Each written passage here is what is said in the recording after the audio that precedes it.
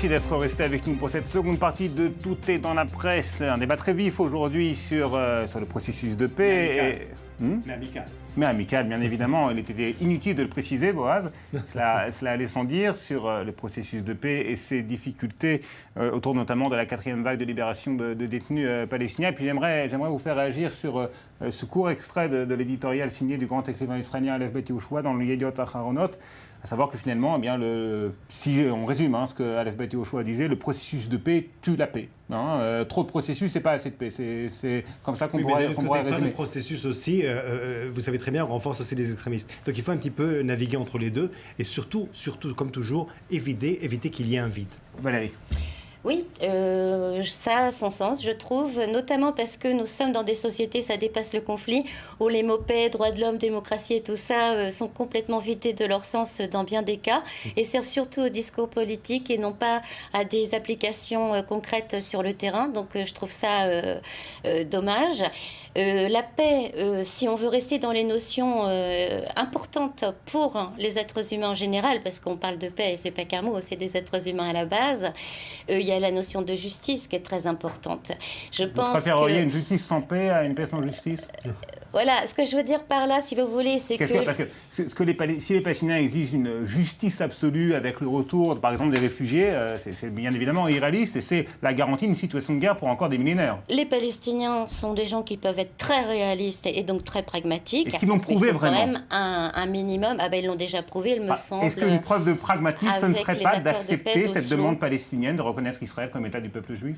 Alors, demande israélienne. Demande israélienne, oui, ouais. bien sûr.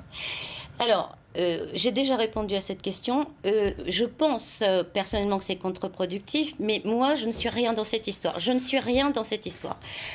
L'OLP, le président Abbas a clairement dit que l'État d'Israël avait été reconnu. Point, ce n'est pas aux Palestiniens de décider de la nature de l'État d'Israël. Deuxième point, il y a deux petites choses que je voudrais ajouter. C'est vrai que pour les citoyens palestiniens d'Israël, officiellement appelés donc les Arabes israéliens, ça pose une question pour eux en tant que citoyens de ce pays. Et il y a un troisième petit point aussi, mais là on se situe aussi ailleurs, c'est je ne sais pas ce que ça fait pour les communautés juives dans le monde d'avoir donc, on sait qu'au cours des siècles, qui est juif, la question d'être juif a été un grand débat très riche dans avec les théologiens. Plus de 99% des juifs à travers le monde vous diraient que l'État d'Israël est central dans leur identité, dans leur référence culturelle. Dans ce cas-là, mais c'est un débat qui, à mon avis, concerne les juifs dans le monde et pas les autres. Mais c'est un débat qui concerne quand même le processus de paix, Serge Boaz, puisque on a l'impression que c'est un conflit existentiel, que l'identité palestinienne, justement, qui s'est créée en creux dans la lutte contre le sionisme, le mouvement national juif, et bien si la paix est signée, qu'est-ce qui va différencier les Arabes palestiniens du monde arabe plus généralement ? Ils étaient considérés comme des Syriens du Sud pendant très longtemps. Bien sûr, mais écoutez... Oui, mais si la paix, mais ça, ce sera dans très longtemps. Parce que comment on est parti maintenant, donc ce processus-là qu'on dit processus de paix, il dure depuis 1993. Et en fait, on n'a pas eu grand-chose et on n'a toujours rien et ce ne sera pas demain qu'il y aura quelque chose. Non, ça, c'est le problème. Et l'État palestinien, c'est la même chose. On en parle, mais concrètement, il n'y a rien. Alors, je vais vous dire. Ouais. D'abord, le problème existe depuis déjà, si on veut, depuis 48 et pas 93, parce que Oslo, c'est vrai qu'à Oslo, on était parti là pour un très très joli voyage avec beaucoup d'espoir. Et finalement, c'est la désillusion. De l'espoir, on est passé à la désillusion. Sauf que, il faut comprendre une chose. Pas pour rien, Clinton, à l'époque président des États-Unis, pas pour rien, Dominique de Villepin, Premier ministre de la France à l'époque, parlait de ce conflit comme le conflit le plus difficile à résoudre au monde. Tous les deux, Français et Américains, avaient défini à temps réel ce problème comme tel. Et pourquoi ? Parce qu'il y a bien sûr, d'abord nous avons géographiquement, donc ce qui va être la Palestine, si on prend par exemple la France, Israël c'est 2 fois le département d'Ille-et-Vilaine, la Palestine va être un département d'Ille-et-Vilaine, et à cela vous ajoutez bien sûr l'élément religieux qui est comme se mettre de l'huile sur le feu. Donc c'est pas du tout facile et évident, sauf que, il faut trouver une solution parce que personne ne va déloger les Palestiniens et les Israéliens ne sont pas prêts à partir, par ailleurs ils étaient là tout le long. Ma solution est la suivante, c'est de la même façon qu'en 48, Ben Gurion était assez courageux pour accepter ce que la communauté internationale nous avait proposé. Et c'était pas du tout ce qu'est Israël aujourd'hui. Je suis d'accord. Le partage de la Palestine. mais pour les Palestiniens eux-mêmes, prendre ce qu'on leur a donné à l'époque, bon, ils l'ont pas fait. Aujourd'hui, accepter ce compromis territorial et commencer à s'occuper, on parle aujourd'hui, je pense que c'est les municipales en France, en Turquie, de commencer à s'occuper un petit peu de Ramallah, de Naplouse, de Gaza, de leur ville, de leurs citoyens, et construire, très bien. Si tu y allais, tu le verrais. Eh ben, vous prétendez que la situation s'aggrave. Alors il faut. Le problème de l'État palestinien tel qu'il est présenté et tel qu'il est construit sur le terrain en ce moment, c'est vrai, mais par Israël, unilatéralement. C'est un État qui n'est pas viable, on le sait très bien, parce qu'il n'y a aucune continuité géographique. C'est impossible de faire quelque chose de correct. C'est vrai. C'est comme une peau de léopard, si tu veux. Tu as des combien d'exemples dans le monde il y a comme ça? Combien d'exemples? Non, je vous pose une question. Mais ça m'intéresse pas, je n'en sais Combien rien. d'exemples en Europe il y a par exemple? Mais ça existe qu'à Leningrad, je ne vous ai pas vu. J'aimerais que nous existe dans le monde. Non, j'adore.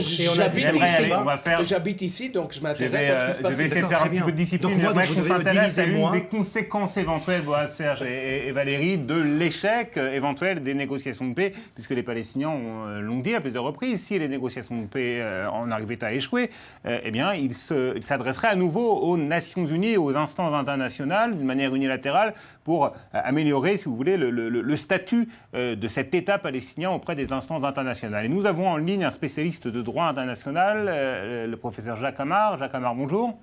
Bonjour. Jacques Amar, merci de répondre à nos questions. Quelles pourraient être concrètement pour Israël, puisque Israël semble le craindre, les conséquences de la poursuite des démarches palestiniennes auprès des Nations Unies et des différentes instances qui dépendent de l'ONU? Écoutez, franchement, on a bien vu que lorsqu'il y a eu la première démarche, on avait prédit le pire. Certains avaient prédit la Troisième Guerre mondiale à ce sujet. Il n'y a rien eu. On a bien vu aussi que maintenant, le droit international, il y a des États qui sont reconnus comme cela.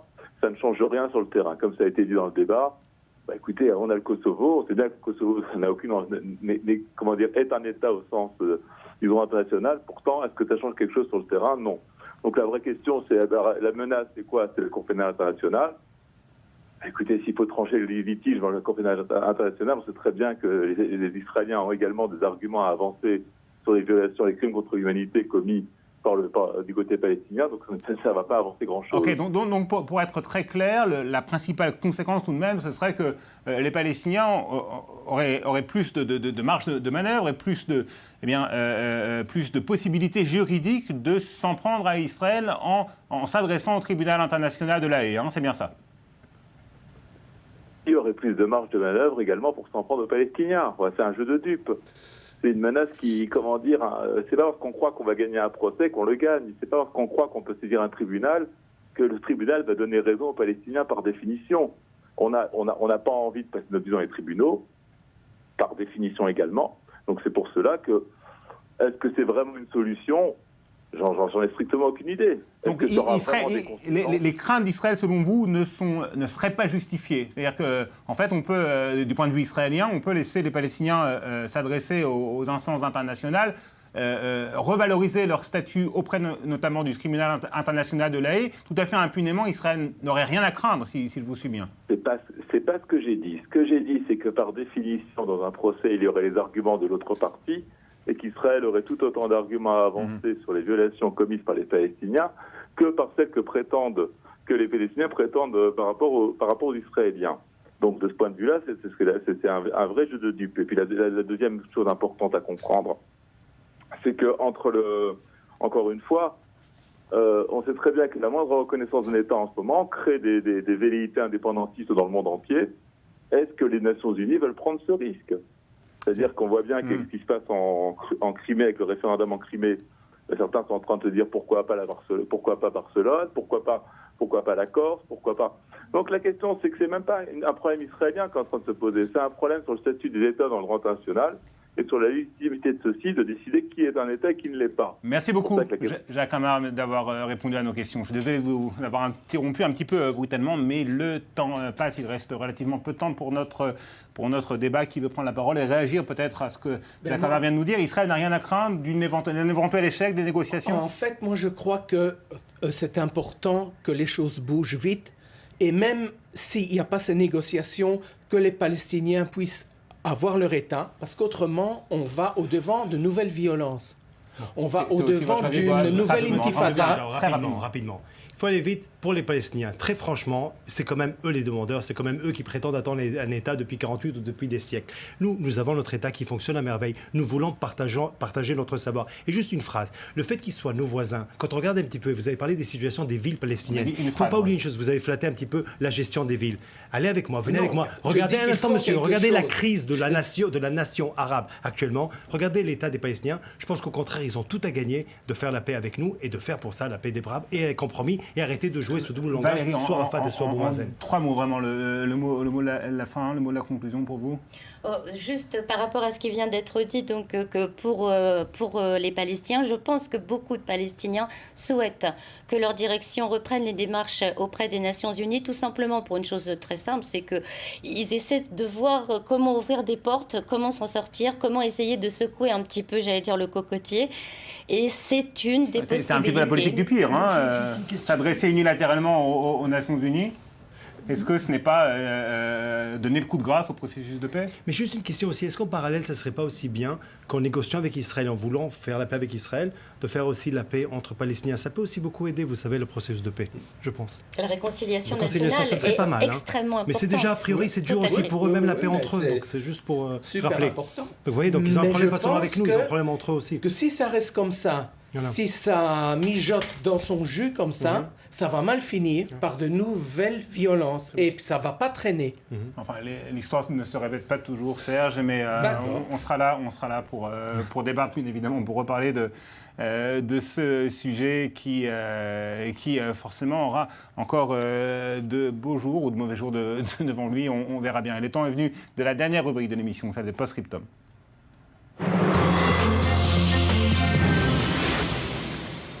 Serge, on va commencer avec vous. Qu'est-ce qui a retenu votre attention? Oui, donc la énième suite du procès d'Ehud Olmert, l'ancien Premier ministre qui est poursuivi pour corruption, etc. Ça ressemble de plus en plus à un drame shakespearien. Voilà, c'est exactement ça. Et en plus de ça, plus personne ne s'y retrouve. Pendant longtemps, son ancienne secrétaire l'avait couvert. Maintenant, elle ne le couvre plus. Et on se rend compte, si on croit ce qu'elle dit, qu'Ehud Olmert était vraiment très, très corrompu. Aucune preuve n'a encore été donnée, mais on verra bien la suite des événements, Boaz. Ouais, ça va un peu dans le sens de Serge aussi, dans le sens où c'est vrai, on a parlé avant, et je serai peut-être le plus grand défenseur de l'État d'Israël, mais je suis très triste de voir qu'un pays avec une nation qui travaille tellement dur, des populations qui ont regardé en 65 ans ceux qu'on a bâtis ici, et voir aujourd'hui toutes ces personnalités mêlées à des scandales, c'est assez insupportable, et le peuple mérite mieux que ça. Et puis, mais d'un autre côté aussi, vous savez, on ne peut pas aussi faire l'amalgame et traîner tous dans la boue. Et j'explique. Il y a ce qu'on appelle, bien sûr, dans les années 90, il y a une loi qui a été prise en Israël contre, bien sûr, les délits sexuels et tout ce qui est abus. Et c'était quelque chose, une loi très, très juste. Peut-être le ministre Silvan Shalom. Et c'était quelque chose de tout à fait juste et correct de faire parce que c'était un peu olé olé et le Moyen-Âge à cette époque. Et là, vraiment, et c'était pas très longtemps. Et là, maintenant, on est passé à l'autre extrémité dans laquelle une personne, 15 ans après, peut accuser un ancien vice-premier ministre, un ministre au placé qui veut être président dans 2 mois. 15 ans après, c'est très dur pour lui de se défendre. Et a priori, on a vu les dernières semaines plusieurs, donc 2 grands journalistes et un comédien qui ont été accusés, à la fin finalement complètement acquittés, mais ils sont déjà, leur image est complètement ternie. Et là, il faut voir quelque chose, c'est un peu, je dirais, la gâchette, les gens tirent trop facilement. Merci, Valérie. Eh bien, moi, l'image du jour, ça sera un petit peu pour rester dans le thème de l'émission. C'est la journée de la terre pour les Palestiniens. C'est toujours important de noter que ça se passe à la fois en territoire palestinien et aussi côté israélien. Et j'avais demandé aussi que l'on fasse un parallèle qui m'est personnel, puisqu'on avait demandé personnel avec la vieille ville de Jérusalem, là où je vis. Parce que c'est un conflit donc territorial et que je trouve personnellement que l'instrumentalisation des religions, de toute religion, dans un conflit et notamment dans celui-là, est toujours une honte pour l'humanité. D'accord, donc ne pas mêler religion et politique. Madame, quelle chance elle a d'habiter dans la ville de David. ne pas mêler religion et politique, c'est peut-être un constat sur lequel vous seriez tous d'accord. Hein.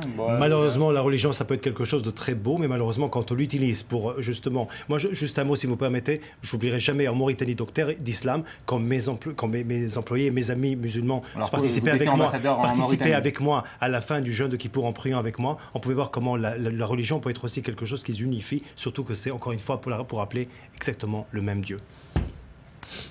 Serge, ce sera peut-être le mot de la fin avant que Le vous mot de ne la fin, vouliez moi, en fait, réagir. je suis pour la séparation de l'Église et de l'État, de la synagogue et de l'État, de la mosquée et de l'État.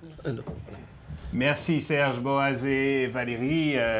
Merci à vous de nous avoir suivis pour ce nouveau numéro de Tout est dans la presse. On se retrouve bien évidemment la semaine prochaine avec un nouveau panel, un nouveau sujet pour Tout est dans la presse. D'ici là, vous savez ce qu'il vous reste à faire. Lire la presse en ligne ou sur papier, car elle existe encore. Et regardez i24 News, bien sûr, à la semaine prochaine.